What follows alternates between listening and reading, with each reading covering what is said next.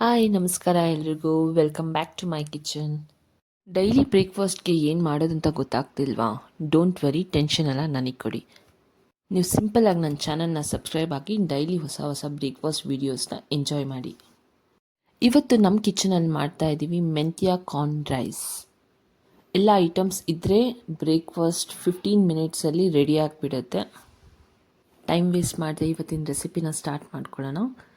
ನಾನಿಲ್ಲಿ ಒಂದು ಕುಕ್ಕರ್ಗೆ ಸ್ವಲ್ಪ ಎಣ್ಣೆ ಹಾಗೂ ಸ್ವಲ್ಪ ತುಪ್ಪ ಹಾಕ್ಕೊಳ್ತಾ ಇದ್ದೀನಿ. ಎಣ್ಣೆ ತುಪ್ಪ ಕಾದ್ಮೇಲೆ ನಾನಿಲ್ಲಿ ಸಣ್ಣ ಸಣ್ಣದಾಗಿ ಹಸಿಮೆಣ್ಸಿನ್ಕಾಯಿ, ಬೆಳ್ಳುಳ್ಳಿ ಹಾಗೂ ಶುಂಠಿನ ಕಟ್ ಮಾಡ್ಕೊಂಡು ಇಟ್ಕೊಂಡಿದ್ದೀನಿ. ಸೊ ಈ ಮೂರೂ ಹಾಕ್ಕೊಳ್ತಾ ಇದ್ದೀನಿ. ಇದಕ್ಕೆ ಜಿಂಜರ್ ಗಾರ್ಲಿಕ್ ಪೇಸ್ಟ್ ಎಲ್ಲ ಏನೂ ಬೇಡ, ಯಾಕಂದರೆ ನಾವಿಲ್ಲೆಲ್ಲ ಕಟ್ ಮಾಡಿ ಹಾಕ್ತಾ ಇದ್ದೀವಿ.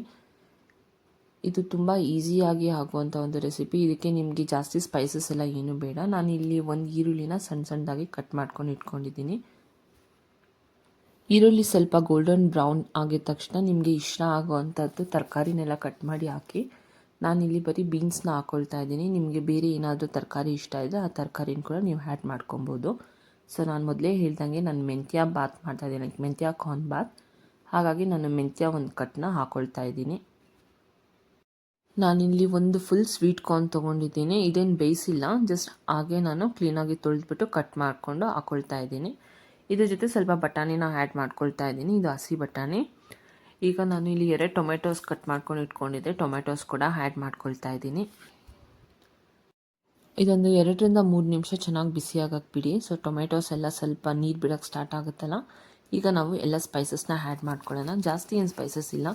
1 ಸ್ಪೂನಷ್ಟು ಅಚ್ಚು ಖಾರ ಪುಡಿ ನಾನು ಹಾಕ್ಕೊಳ್ತಾ ಇದ್ದೀನಿ, ಹಾಗೂ ಅರ್ಧ ಟೀ ಸ್ಪೂನ್ ಅಷ್ಟು ನಾನು ಅರಿಶಿನ ಪುಡಿ, 1 ಸ್ಪೂನ್ ಜೀರಾ ಹಾಗೂ 1 ಸ್ಪೂನ್ ಕೊರಿಯಾಂಡರ್ ಪೌಡರ್ ಹಾಕ್ಕೊಳ್ತಾ ಇದ್ದೀನಿ, ಹಾಗೂ ರುಚಿಗೆ ತಕ್ಕಷ್ಟು ಉಪ್ಪು. ಸೊ ಸ್ಪೈಸಸ್ ಇಷ್ಟೇ, ಬೇರೆ ಏನೂ ಆ್ಯಡ್ ಮಾಡಲಿಕ್ಕಿಲ್ಲ ಎಕ್ಸ್ಟ್ರಾ. ಜಾಸ್ತಿ ಮಸಾಲ ಇನ್ನೇನು ಹಾಕ್ಲಿಕ್ಕೆ ಹೋಗಬೇಡಿ. ನಾನು ಇಷ್ಟು ಹೇಳಿದ್ದೀನಿ, ಬರೀ ಅಷ್ಟೇ ಹಾಕಿ. ಯಾಕೆ ಅಂದರೆ ಅದು ಕಾರ್ನ್ದು ಸ್ವೀಟ್ನೆಸ್ಸು ಮತ್ತು ಆ ಮೆಂತ್ಯದು ಬಿಟರ್ನೆಸ್ಸು ನಮಗೆರಡೂ ಟೇಸ್ಟ್ ಗೊತ್ತಾಗಬೇಕು. ನಾನಿಲ್ಲಿ ಒಂದು ಲಿಂಬೆಹಣ್ಣು ಹಿಂಡು ಹಾಕ್ತಾಯಿದ್ದೀನಿ. ಅದು ಲಿಂಬೆಹಣ್ಣು ಹಿಂಡು ಹಾಕ್ಬೇಕಾದ್ರೆ ಬೀಜ ಬಿತ್ತು, ನಾನು ಮತ್ತೆ ಅದು ತೆಗೆದಿದ್ದೀನಿ.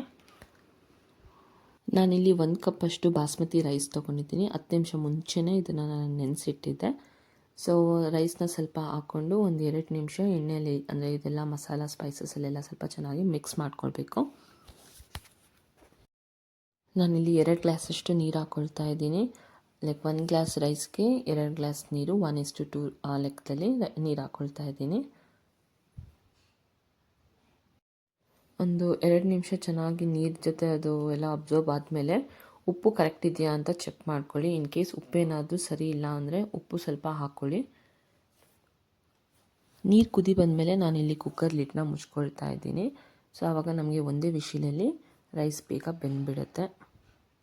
ಲಿಡ್ ಕ್ಲೋಸ್ ಮಾಡೋಕ್ಕಿಂತ ಮುಂಚೆ ನಾನು ಸ್ವಲ್ಪ ಕೊತ್ತಂಬರಿ ಸೊಪ್ಪನ್ನ ಹಾಕ್ಕೊಳ್ತಾ ಇದ್ದೀನಿ. ನಾನಿಲ್ಲಿ ಬಾಸ್ಮತಿ ರೈಸ್ ಯೂಸ್ ಮಾಡ್ತಿದ್ದೀನಿ. ನೀವು ಬೇಕಾದರೆ ಸೋನಾ ಮಸೂರಿ ಅಥವಾ ನಿಮ್ಗೆ ಯಾವ್ದು ಇಷ್ಟ ಆಗುತ್ತೆ ಆ ರೈಸ್ನ ಕೂಡ ನೀವು ಯೂಸ್ ಮಾಡ್ಕೊಬೋದು.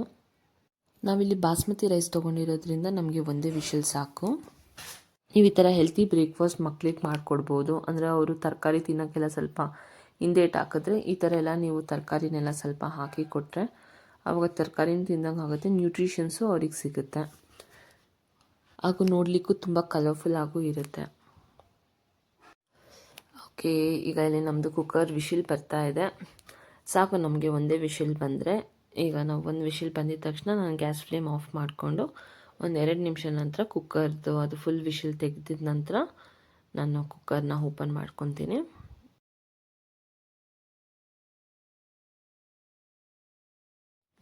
ಇವತ್ತಿನ ಬ್ರೇಕ್ಫಾಸ್ಟ್ ರೆಡಿ ಆಗಿದೆ. ಮೆಂತ್ಯ ಸ್ವೀಟ್ ಕಾರ್ನ್ ರೈಸ್ ರೆಡಿ ಆಗಿದೆ. ನೋಡಿ ಇಷ್ಟು ಸಖತ್ತಾಗಿ ಕಾಣ್ತಾ ಇದೆ, ಕಲರ್ಫುಲ್ ಆಗಿದೆ, ಇಷ್ಟು ಉದ್ರುದ್ರಾಗಿದೆ ನೋಡಿ. ಈಗ ಇದು ರೆಡಿ ಟು ಸರ್ವ್. ಇವತ್ತಿನ ರೆಸಿಪಿ ನಿಮಗೆ ಇಷ್ಟ ಆದರೆ ಲೈಕ್ ಮಾಡಿ. ನನ್ನ ಚಾನಲ್ನ ನೀವು ಇನ್ನೂ ಸಬ್ಸ್ಕ್ರೈಬ್ ಮಾಡಿಲ್ಲ ಅಂದರೆ ಸಬ್ಸ್ಕ್ರೈಬ್ ಮಾಡಿ. Thank you for watching my video. See in the next video. Till then tata, bye.